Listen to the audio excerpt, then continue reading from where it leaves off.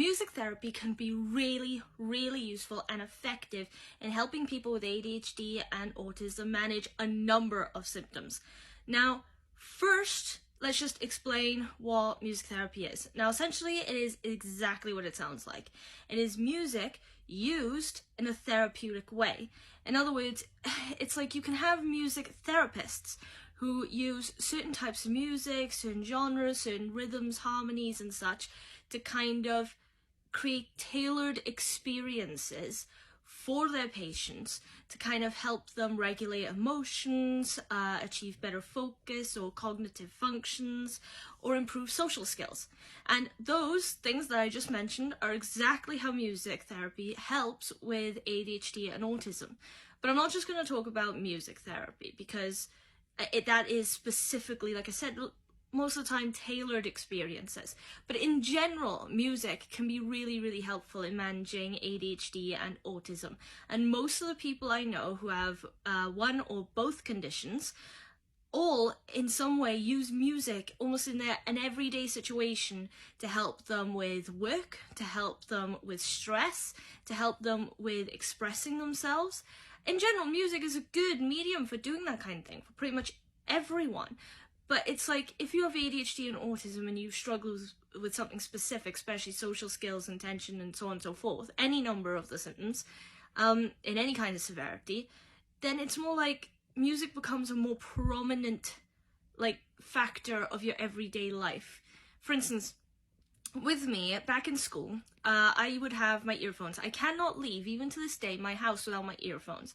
If I'm walking to the shop, I need my earphones. If I'm driving, well, not driving, I can't do that, but I do put my music on in the car on the radio if I'm driving. If I'm sitting passenger in a car or on a bus or on a plane or on any kind of form of transport, I gotta have my earphones. I actually have had times when I've forgotten my earphones leaving the house and then ended up almost having a panic attack because I need my music. I just need it. If I'm walking on my own from point A to point B, even if it's just around the corner, I need my music even for that.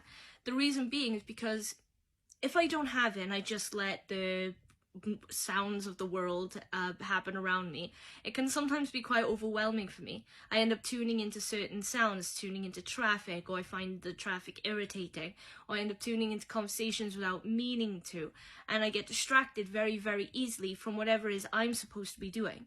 So if I were to go to the shop with a list in mind, or even a list on my phone sometimes, I could look at it and then forget what I've just seen. But if I'm going to the shop with like a list in mind, then I'm just listening to the world as it goes by around me, I'm very likely to forget one or two things, or most things even, on that list, or any other specific kind of instructions I've been given that aren't on the list at all. And then I get very frustrated, of course, when I get home because I don't like forgetting things. But if I have my earphones on and I have my music playing, and I usually just hit shuffle, then it kind of drowns out the world around me. It has the same effect whenever I've been studying or working, when I'm writing my novels, because it's like it kind of filters out all the unnecessary things, and it's something about the rhythm and the harmony itself, or the bass, or any part of the music bass, its predictability, that allows people with ADHD and autism to really hone their focus skills. So because the predictability, it can also create a really comfortable and reassuring and safe environment. So when someone with ADHD or autism is feeling really stressed and they put their music on, doesn't matter what genre it is, doesn't matter what song it is, then it's very, very likely to have a very positive effect on their mental well-being and their physical well-being, and reducing that stress, partially because of the predictability and partially because of just the enjoyment factor of the music.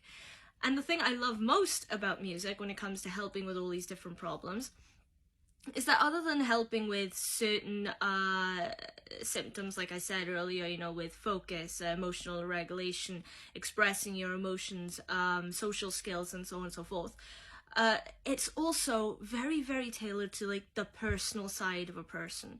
Meaning, I talk a lot about how when it comes to certain methods of managing certain symptoms or overcoming certain symptoms, or basically reaching your potential when you have ADHD or autism, I'm often also talking about being really careful to just pick up the things that work best for you. Don't get like don't feel bummed down basically by the idea of there's a sort of common method that everybody uses and it works for everyone. Why isn't it working for you? You know, because it's a very personal thing. Yeah, you have to find what works for you as an individual. So it doesn't matter even if it's like a 1 in a million method that only you use. If it works for you, great, you know, lean into it. But when it comes to music, that's it, like inherently always, that's like always tailored to the personal side, to the individual, as in everyone has their own genres, their own favorites, their own tastes. So someone who, say, really loves pop music but cannot stand the heaviness or the grunginess of metal music, then metal music is not going to have an effect on them in a positive way or an effect on improving any of those symptoms. But pop music will, and the same vice versa. Although, having said that, most of the people I know also with ADHD and autism tend to have quite a varied taste in music. I mean, there's like the ultimate favourite. So, for example, with me, my ultimate favourites be rock and roll, punk, and metal. But then on their playlists or on their laptop playlists or in general when it comes to listening to music, they actually have a varied taste, or their playlists on their phone will span several genres. So although I just said that those are my favourite music genres, I also like a couple pop songs. I also like some country songs. I also like classical. I also love musicals, and that's probably my drama side mostly because I was in drama since I was 9. But even like YouTube songs or fan songs made on like by JT Music, for example, on YouTube, or Rustage, I even love those. Rap. But it's not about the genre in that case. It's usually about that individual song. For me, it's gotta ring a chord with me. So it's even with metal music. It's not like I love every kind of metal music because it's metal, or because it's got bass, or because it's got grunge, or even because of the artist. It's because of the song itself and how it affects me as a person. And that's how it also kind of affects people with ADHD and autism in a positive way when it comes to their symptoms. So that includes, I've had to explain before that just because some of my music is depressing doesn't mean it makes me depressed. It actually helps me when I feel depressed. And sometimes people find that hard to understand. And that's what I'm saying. This is a very unique individual thing, but really helpful. And one of my ultimate favorite methods of dealing with any kind of symptom personally across the board of ADHD and autism, or in general stress, daily stress. I'm an older sister, there's stress every day. But that's the thing, because like I said, music therapy, like with music therapists, is tailored to certain experiences to help you, but in general music is very helpful. And also the thing is as well when it comes to music is that when I said about expressing emotions, people even use music if they have ADHD and autism to express how they feel, express what they're thinking non-verbally, just by using the music itself, even if they themselves are very verbal. Like, I am very verbal, but sometimes words confuse me when I'm trying to express how I feel towards someone and I want them to understand. And there have been times that I've just resorted to using music. Or if a song comes on that really rings true with how I'm thinking or feeling at a certain time, I'll go, this is how I feel. This is what I'm thinking.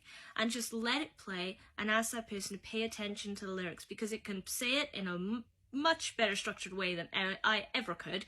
And it's very helpful. I don't know what other word to use other than to say it's helpful and very effective.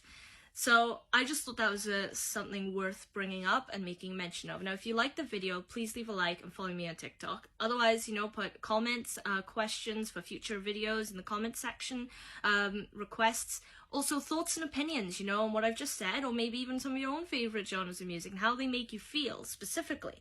If you're interested, put that in the comment section, because that'll be interesting to hear about as well.